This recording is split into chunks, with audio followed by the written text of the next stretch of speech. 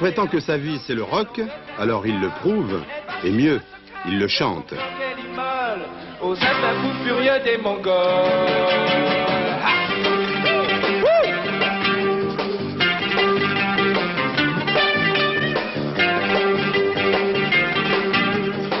Le voici devant le tribunal des flagrants délires, qui pour chaque invité est aussi le tribunal de l'humour féroce. Il est moins blond que Borg.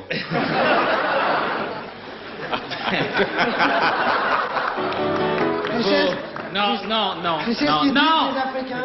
Il se prêtera au jeu en se découvrant peu, car il connaît les questions à l'avance. Tennis un peu, les filles beaucoup, l'argent toujours. 22 ans, joueur de tennis. Vous pouvez le prouver?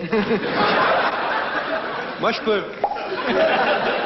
C'est Borg qui passe à Noah, qui passe à Borg, qui passe à Noah. Il est né à Sedan, Ardennes française. À Yaoundé, Cameroun, où il va vivre 10 ans, on l'appellera Bouillot. Et c'est à Paris qu'il deviendra Yannick. Il deviendra aussi le numéro 1 français, après avoir été, le temps des revers et de l'apprentissage, le jeune tennisman de couleur. Aujourd'hui, héritage assumé avec humour, il y ajoute parfois la provoque, comme sa dernière coiffure rasta, sous laquelle certains auraient décelé comme un message. Je trouve ça complètement débile, parce que, je veux dire, moi les gens viennent toujours me parler de racisme. Pourquoi me parler toujours de racisme à moi et pas aux blancs par exemple, ou à d'autres, je veux dire. Je pense que bon, je suis pas l'ambassadeur de ces causes-là, ni d'aucune cause d'ailleurs. Je veux dire, moi je suis joueur de tennis et puis il se trouve que je suis un peu bronzé. Mais ma mère est blanche et mon père est noir, alors c'est peut-être un avantage. C'est peut-être ce qui fait que je vois tout ça avec un peu de recul. Au fond, il me semble que là, récemment, les gens se sont aperçus que j'étais noir parce que j'ai changé de coiffure. Je veux dire, ça me semble tout à fait bizarre. Je pense que la plupart des gens savent très bien reconnaître un blanc d'un noir dans la rue. Et puis, moi, ici, il faut que je change de coiffure. Il faut qu'on dise, tiens, il est africain, tiens, il a un poignet vert ou jaune, il est africain. Bon, moi, ça change rien pour moi, mais c'est pour ça que je fais un peu cette petite vanne. Pour le rappeler. Pas pour le rappeler, ouais. Oui, peut-être pour le rappeler.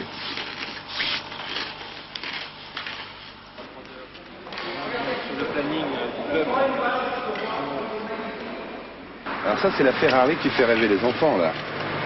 Ça représente combien de tournois, ça, pour avoir une Ferrari comme ça? C'est pas tellement les tournois, ce sont les entraînements. D'abord, les entraînements. On parle souvent des prix, mais on parle jamais des entraînements gratuits.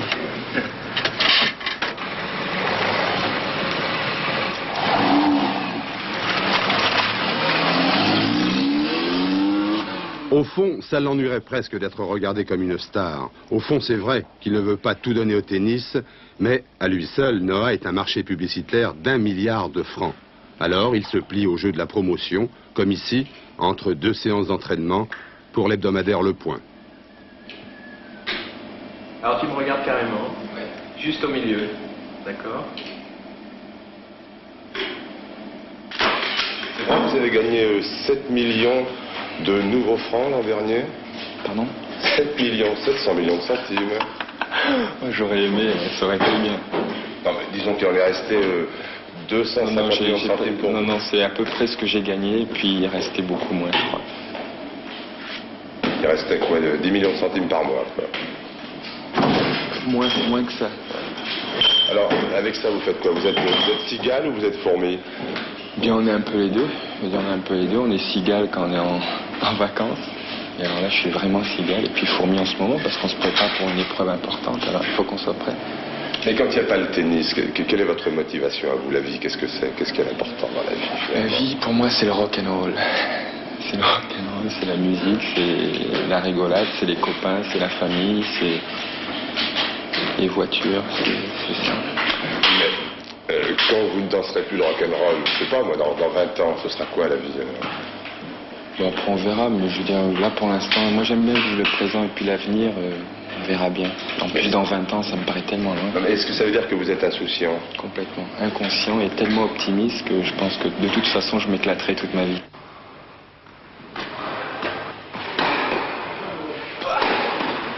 Noah sur le court et derrière lui 2,5 millions de pratiquants. Et dès vendredi, une bonne partie de la France qui parlera tennis.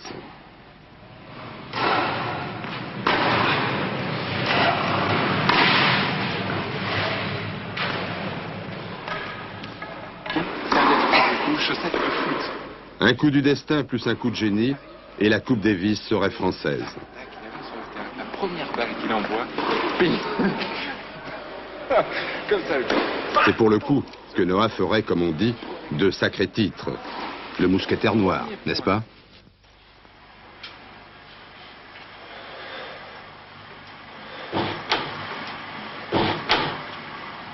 Et auquel cas, il faudrait bien, à Paris comme à Yaoundé, harmoniser la musique du pays.